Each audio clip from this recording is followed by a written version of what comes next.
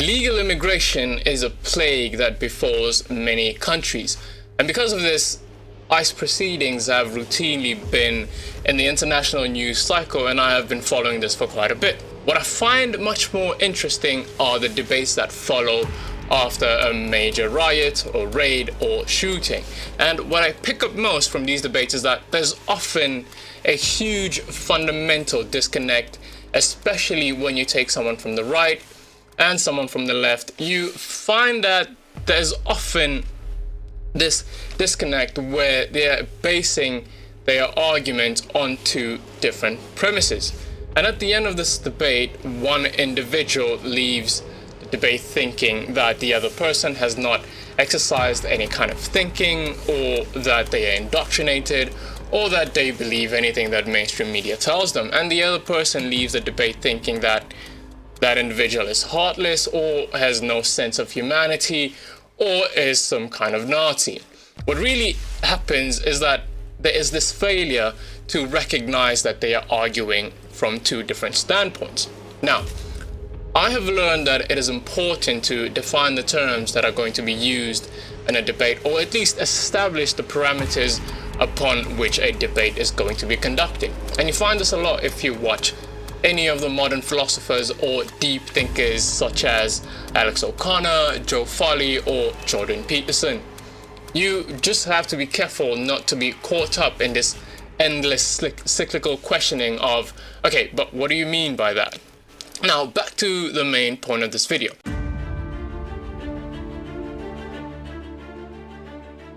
I decided to use the ICE debates as an example because that is what prompted this idea. You find that one individual is arguing based on the legality or justification of something, and the other person is arguing from a moral standpoint. And this is the disconnect that I want to point out. But first, let us look at these two concepts separately: legality and morality. Now, while I'm not trained in law and ethics or anything of that sort, I am trained in propositional logic, and I can think. This is merely just an observation and reaching some kind of conclusion. Anyway,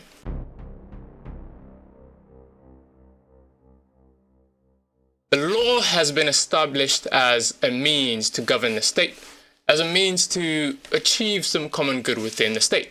And before you go off and say, but there's an overlap between the law and morals, blah, blah, blah, I will be getting to that later on in the video. So, the law, and this is from the book Law and Morality, it says that the law, in a very broad sense, is considered as the general conscience of the community on issues which cannot be left to individual choice. And an article from the 1953 Market Law Review, also titled Law and Morality, states that the law is a statement of the circumstances in which the public force will be brought to bear upon men through the courts. And this further supports my preliminary basis, which is to say that the law is established to govern the state and its community. And if you want to interject or voice your opinion or disagreement or agreement about anything in this video, please do so in the comments, and do not forget to like and subscribe to the channel. Let's have a look at morality. I would say that morality or morals are this inherent human form of conduct. It is this little voice in your head that somehow knows and can differentiate right from wrong. And I like how Arthur Schiller puts it in his article Law and Morality. He says that morality is nothing more than conformity with the rule which regulates human life, namely the rule of reason. And aside from morals being driven by an inherent human quality, I think I can additionally say that it is driven by some kind of religious practice. And Arthur Schiller brings this religious aspect by saying the essence of morality is man's approach to his goal. Man's particular goal is the perfection of his spiritual and moral nature, and his ultimate goal is union with God.